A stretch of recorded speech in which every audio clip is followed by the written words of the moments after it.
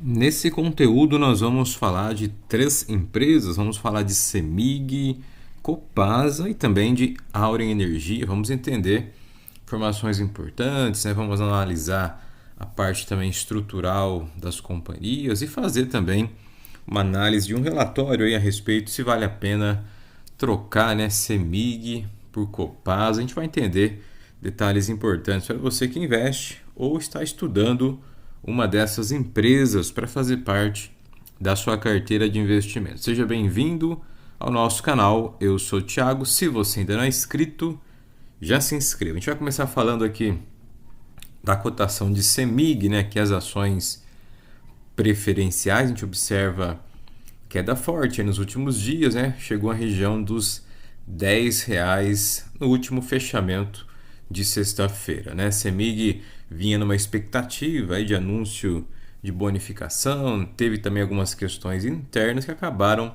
deixando aqui as quedas na cotação da companhia.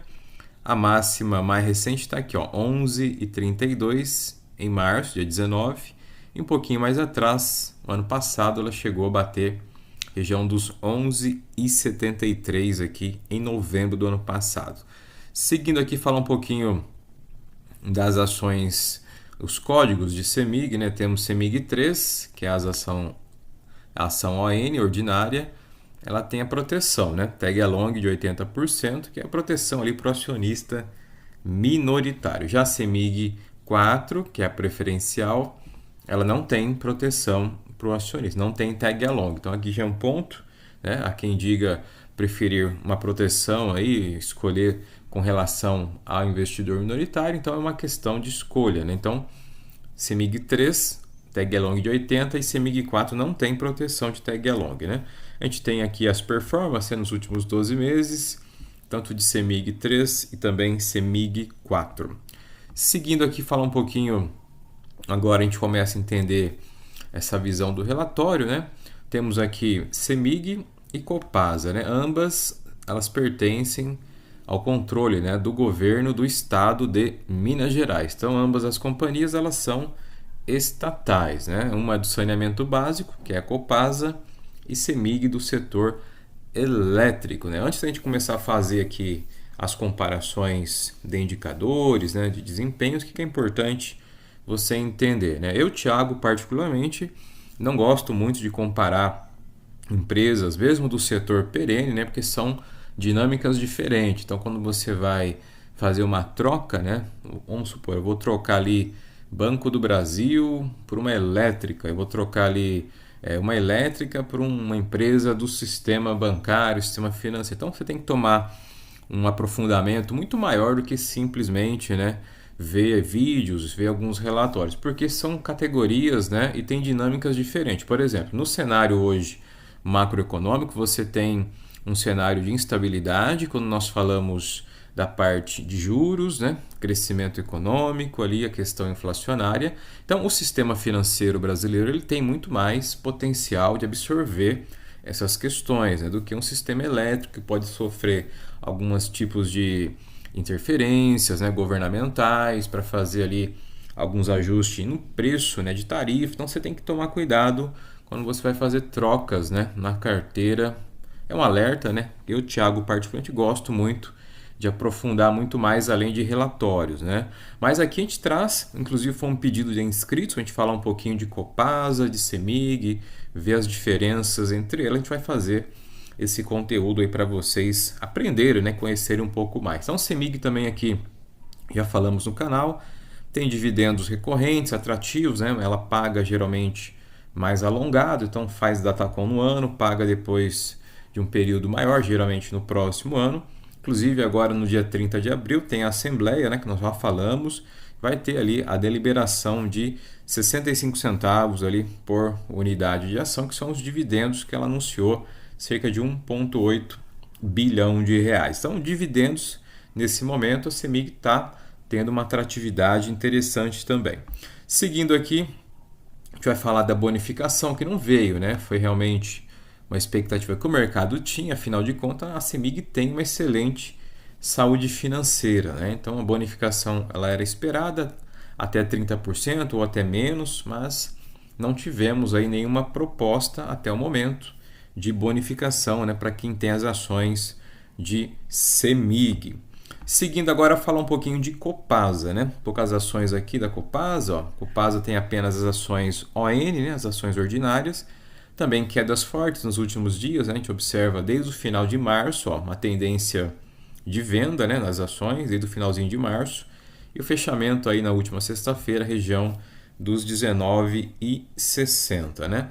Vale destacar que a Copasa, por ser uma empresa do saneamento básico e uma empresa estatal, né, ela tem projetos de investimentos bem elevados aí, justamente para os próximos anos. Então você tem um capex, né, mais elevado. A CEMIG, apesar de ter o capex, ela já tem uma estrutura mais desenhada, mas quando nós falamos de saneamento básico, você tem que entender que existem projetos, né? Inclusive a universalização do saneamento básico exige das companhias aí mais investimento, ou seja, quanto mais eu invisto, menos dinheiro vai sobrar no meu caixa, a não ser que eu aumente, né, as minhas receitas e também a minha lucratividade. Então a gente olha aqui a máxima mais recente, ó, 24 e 23 em março, e temos também em novembro, ó, chegou a bater 24 e 74. Seguindo aqui com Copasa ainda, né, temos também os dividendos, vem sendo um ponto forte da companhia, né, ela anunciou dividendos extraordinários, né, o ano passado. A companhia tem um bom perfil também de distribuição de dividendos. Então, quem procura dividendos, hoje no setor de saneamento básico, você tem ali a Sabesp, que foi privatizada recentemente, tem a Sanepar e tem aqui a Copasa. Dessas três empresas do setor na bolsa de saneamento, a Copasa se destaca como a melhor, né? Custo-benefício e também a distribuição de excelentes dividendos de Copasa. Seguindo aqui nós temos o preço justo, né, de Graham aqui, de Copasa, seria R$ 40,00 aqui pela análise do relatório. Cotação atual nós vimos ali, 19,63, um potencial aí cerca de 103%, né? Dividend yield estimado até 12% aí, que a companhia pode anunciar em 2025, né? Vale destacar essa parte operacional que eu comentei ali, ela tem uma boa consistência, porém vai precisar fazer bons investimentos aí nos próximos anos, o que vai exigir da companhia, né, um aumento maior do seu capex, né, destinar mais recursos aos investimentos, tanto na parte de água e também a parte de esgoto. Seguindo aqui temos o aluguel de ações, isso aqui é importante, né, você analisar aqui e entender. Então, o aluguel de ações chegou a 5% na CEMIG, teve uma aumentada, né, ou seja, acaba ali aumentando a especulação de queda na companhia, né? Isso pressiona também os preços, e a Copasa com aluguel de 3%. Então está oscilando mais Copasa e a CEMIG aumentou o aluguel de ações. Então você tem maior número de aluguel, tendência de mais queda nas ações de CEMIG em relação à Copasa, né? Segundo aqui o relatório. Seguindo ainda, fala um pouquinho do valuation aqui da CEMIG, né? Agora a gente falou da Copasa ali, então preço justo aqui, ó, 23,16, cotação na região dos 10, o que indicaria um potencial de valorização de 132%. Lembrando que esses preços justos, né, que a gente sempre traz no canal, a gente traz para você ter uma informação mais completa, mas o preço justo aqui, algumas fórmulas, eles não refletem, né, muito o cenário atual, né? O cenário que eu falo é o cenário do Brasil, macroeconômico, né? Seja a parte do setor elétrico. Então, o cenário, às vezes, ele não vai precificar o valor justo das companhias, né? Isso é um fato importante. Então, quando você vai precificar uma empresa, né, não é só os indicadores, não é só as fórmulas de cálculo, preço-teto, é muito mais o cenário. O cenário pesa muito no preço das cotações da companhia e principalmente as perspectivas, né? Falamos ali de Copasa, que ela vai precisar investir mais recursos aí nos próximos anos. A CEMIG já tem um caixa um pouco maior, mais robusto, né? Está mais estruturada a questão dos investimentos da empresa. Então, tudo isso tem que ser levado em consideração, né? Além do preço justo aí das companhias.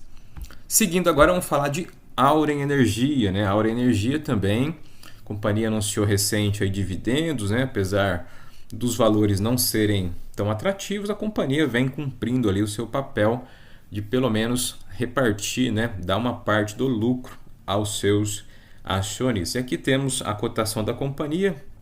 Ela teve uma alta forte, né, no dia 3 de abril, porém na sexta-feira recuou, né, assim como o mercado em geral, né, bolsas pelo Brasil, as ações pelo Brasil, as bolsas pelo mundo tiveram quedas fortes na sexta-feira e a companhia chegou a 7,65.